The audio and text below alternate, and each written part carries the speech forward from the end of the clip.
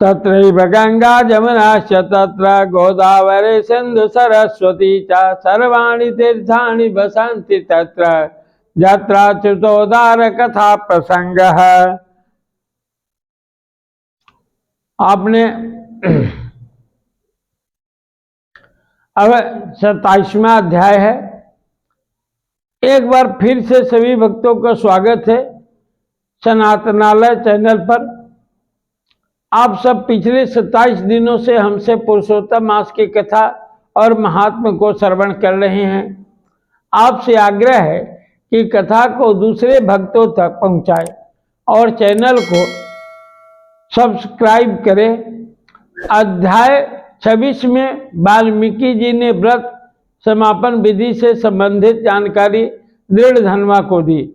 अब आगे श्री नारायण बोले, इस प्रकार कहकर मौन हुए मुनीश्वर वाल्मीकि मुनि को सपत्नीक राजा दृढ़धनवा ने नमस्कार किया और प्रसन्नता के साथ भक्ति पूर्वक पूजन किया। उस राजा दृढ़धनवा से की हुई पूजा को लेकर आशीर्वाद को दिया, तुम्हारा कल्याण हो, पापों का नाश करने वाली सरयू नदी को मैं जाऊंगा। इस समय हम दोनों को इस प्रकार बात करते सायंकाल हो गया है। यह कहकर मुनि श्रेष्ठ वाल्मीकि मुनि शीघ्र चले गए। राजा दृढ़धनवा भी सीमा तक वाल्मीकि मुनि को पहुंचाकर अपने घर लौट आया। घर जाकर अपनी गुणसुंदरी नामक सुंदरी स्त्री से बोला। राजा दृढ़धनवा बोला,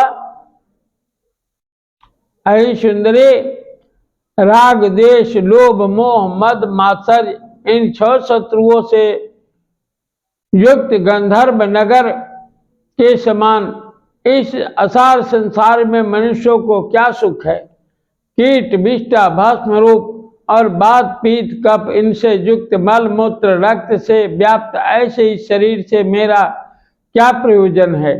हे बरारोहे, अध्रुव शरीर से ध्रुव वस्तु एकत्रित करने के लिए पुरुषोत्तम का स्मरण कर वन को जाता हूँ। तब वह गुण सुंदरी ऐसा सुन के विनय से नम्रता युक्त तथा शुद्धता से हाथ जोड़ अपने पति से बोली। गुण सुंदरी बोली, है निपते, मैं भी तुम्हारे साथ चलूंगी। पतिव्रता स्त्रियों के पति ही देवता है। जो स्त्री पति के जाने पर पुत्र के गृह में रहती है, वह स्त्री पुत्र वधू के अधीन हो पराये गृह में कुत्ते के समान रहती है।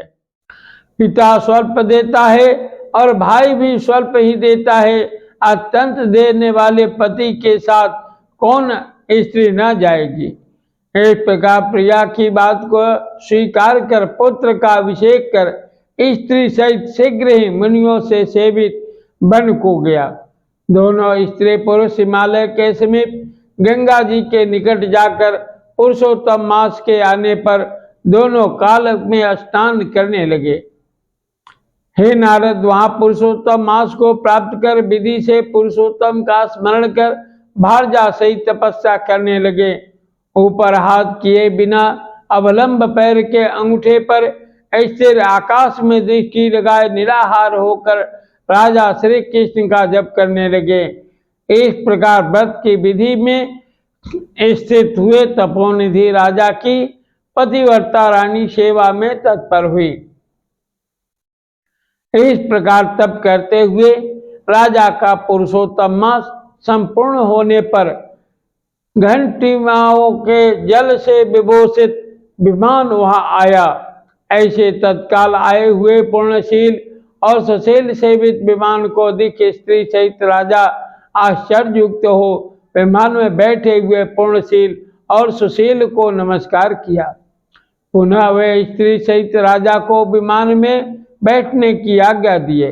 स्त्री सहित राजा विमान में बैठ के सुंदर नवीन शरीर धारण कर तत्काल गोलोक को गए। इस प्रकार पुरुषोत्तम मास के तप करके भय रहित लोक को प्राप्त होकर हरि के निकट आनंद करने लगे और पतिव्रता स्त्री भी पुरुषोत्तम में तप करते हुए पति की सेवा कर उसी लोक को प्राप्त हुई। श्री नारायण बोले, हे नारद, मेरी एक जिह्वा है, इस समय इसका क्या वर्णन करूं। इस पृथ्वी पर पुरुषोत्तम के समान कुछ भी नहीं है।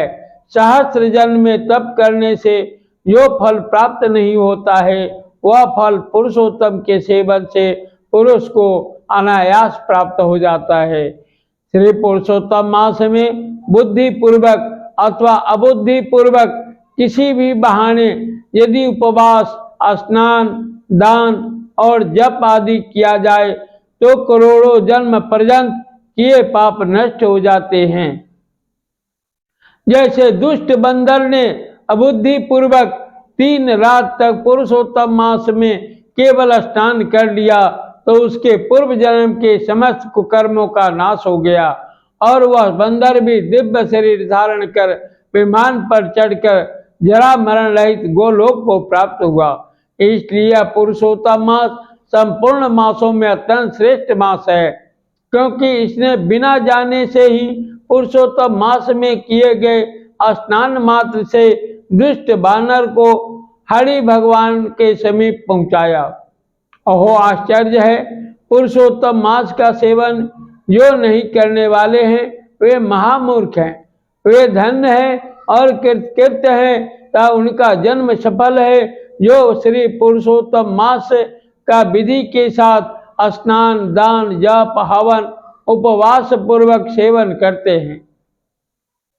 नारद मुनि बोले, वेद में समस्त अर्थों का साधन करने वाला मनुष्य शरीर कहा गया है, परंतु यह बानर भी ब्याज से पुरुषोत्तम मास का सेवन कर साक्षात मुक्त हो गया। हे तपोनिधि, संपूर्ण प्राणियों के कल्याण के निमित्त मुझसे इस कथा को कहिए। इस बानर ने 3 रात्रि तक स्नान कहाँ पर किया? यह बानर कौन था? आहार क्या करता था? उत्पन्न कहाँ हुआ? कहाँ रहता था? और श्री पुरुषोत्तम मास में ब्याज से उसको क्या पूर्ण हुआ? यह सब विस्तार से सुनने की इच्छा करने वाले मेरे से कहिए। आपसे कथामृत श्रवण करते हुए मुझे तृप्ति नहीं होती है। श्री नारायण बोले, कोई केरल देश का अत्यंत लालची शहद के मक्खियों के समान धन में प्रेम रखने वाला, सर्वदा धन से संचय करने में तत्पर रहने वाला ब्राह्मण था। उसी कर्म से लोक में कदर नाम से प्रसिद्ध था। उसके पिता ने भी प्रथम उसका नाम चित्र शर्मा रखा था। उस कदर्ज ने सुंदर अन्य सुंदर वस्त्र का किसी समय उपभोग नहीं किया। उस कुबुद्धि ने अग्नि में आहुति पितरों का श्राद्ध भी नहीं किया, जस के लिए कुछ नहीं किया और आश्रित वर्ग का पोषण नहीं किया। अन्याय से धन को इकट्ठा कर पृथ्वी में गाड़ दिया। माघ मास में उसने कभी तीर्थदान नहीं किया, कार्तिक मास में दीपदान और ब्राह्मणों को भोजन नहीं कराया, वैशाख मास में धान्य का दान नहीं किया और व्यतिपात योग में सुवर्ण का दान नहीं किया, वैधृति योग में चांदी का दान नहीं किया और ये सब दान कभी सूर्य संक्रांति काल में नहीं किया। चंद्र ग्रहण, सूर्य ग्रहण के समय न जप किया और न अग्नि में आहुति दी। सर्वत्र नेत्रों में आंसू भरकर दीन वचन कहा करता था। वर्षा, वायु, आतप से दुखित, दुबला और काले शरीर वाला वह मूर्ख सर्वदा धन के लोभ से पृथ्वी पर घुमा करता था। कोई भी इस पामर को कुछ दे देता, इस तरह बार बार कहता हुआ गौ के दोहन समय तक कहीं भी ठहरने में असमर्थ था। लोक के प्राणियों के धिक्कारने से जला हुआ और उद्विग्न मन होकर घूमता था। उसका मित्र कोई बनेचर वाटिका का मालिक था। उस कदर्ज ने उस माली से बार बार रोते हुए अपने दुख को कहा, नगर के वासी मेरा नित्य तिरस्कार करते हैं, इसलिए उस नगर में मैं नहीं रह सकता हूँ। इस प्रकार कहते हुए उस कदर्ज ब्राह्मण के अत्यंत दीन वचन को सुनकर माली दयादृचित हो गया। शरण में आए हुए उस दीन ब्राह्मण पर माली ने दया कर कहा कि हे कदर्भ, इस समय तुम इसी वाटिका में वास करो। नगर वासियों से तिरस्कृत हुआ यह कदर उस माली के वचन को सुन प्रसन्न होकर उस वाटिका में रहने लगा। नित्य उस माली के पास वास करता और उसकी आज्ञा का पालन करता था। इसलिए उस कदर ने माली से ने दृढ़ विश्वास किया और उस कदर में अत्यंत विश्वास होने के कारण माली ने उस कदर ब्राह्मण को अपने से छोटा बगीचे का मालिक बना दिया। इसके बाद उस माली ने यह निश्चय किया कि कदर हमारा आदमी है, इसलिए वाटिका की चिंता को छोड़कर राज मंदिर का सेवन किया। राजा के यहाँ उस माली को बहुत कार्य रहता था, इसलिए और पराधीनतावश वाटिका की ओर वह कभी नहीं आया। वह तन दुर्बल कदर उस वाटिका के फलों को आनंद से अच्छी तरह भोजन करता और लोभवश बचे हुए फलों को बेच देता था। निर्भय पूर्वक उस बगीचा के फलों को बेचकर सब धन स्वयं ले लेता था। जब माली पूछता था तो उसके सामने झूठ बोलता था कि नगर में फिरता फिरता भिक्षा मांगता मांगता खाता खाता तुम्हारे धन की रक्षा करता हूँ, फिर भी पक्षीगण इस बगीचे के फलों को महीने में आकर खा जाते हैं। देखिए, मैंने कुछ खाते हुए पक्षियों को अच्छी तरह से मार डाला है। यहाँ चारों तरफ उन पक्षियों के मांस और पंख गिरे पड़े हैं। उन मांस के टुकड़ों को और पंखों को देखकर उसका अत्यंत विश्वास कर माली चला गया। इस प्रकार अत्यंत जर्जर उस दुष्ट कदर्प के वास करते 87 वर्ष व्यतीत हो गए। वह मूढ़ वहां ही मर गया और उसको अग्नि और काष्ठ भी नहीं मिला। बिना भोगे पापों का नाश नहीं होता है, ऐसा वेद के जानने वाले कहते हैं। इस कारण हाहाकार करता हुआ यमदूतों के मदगढ़ से आघात से पीड़ित कष्ट के साथ अत्यंत भयंकर दीर्घ मार्ग को गया। पूर्व में किए हुए कर्मों को स्मरण करता हुआ और प्रलाप करता हुआ तथा बुद्ध बुद्ध अक्षरों में कहता हुआ कि ओह आश्चर्य है, मुझ दुष्ट कदर्प के अज्ञान को देखिए कि इस निसार से युक्त पवित्र इस भारत खंड में देवताओं को भी दुर्लभ मनुष्य शरीर को प्राप्त कर मैंने धन के लोभ से क्या किया, अर्थात कुछ भी नहीं किया, और मैंने जन्म व्यर्थ में खोया। तब मैंने बहुत दिनों में जो धन संचय किया था वह धन तो पराधीन हो गया। इस समय काल पास में बधा पराधीन होकर क्या करूं?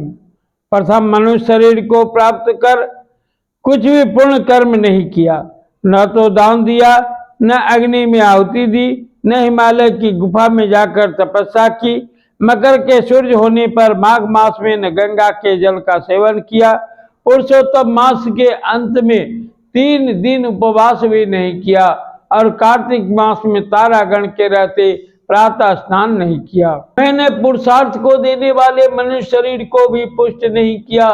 अहो आश्चर्य है, मेरा संचित धन पृथ्वी में निरर्थक गड़ा रह गया। दुष्ट बुद्धि होने के कारण जीवन पर्यंत जीव को कष्ट दिया और मैंने जठराग्नि को भी कभी अन्न से तृप्ति नहीं किया। किसी पर्व के समय भी उत्तम वस्त्र से शरीर को आच्छादित नहीं किया, न तो जाति के लोगों को, न बांधवों को, न स्वजनों को, न बहनों को, न दामाद को, न कन्या को, न पिता माता छोटे भाई को, न पतिव्रता स्त्री को, न ब्राह्मणों को प्रसन्न किया। इन लोगों को एक बार भी मिठाई से कभी तृप्त नहीं किया। इस प्रकार विलाप करते हुए उस कदर्प को यमदूत यमराज के समीप ले गए।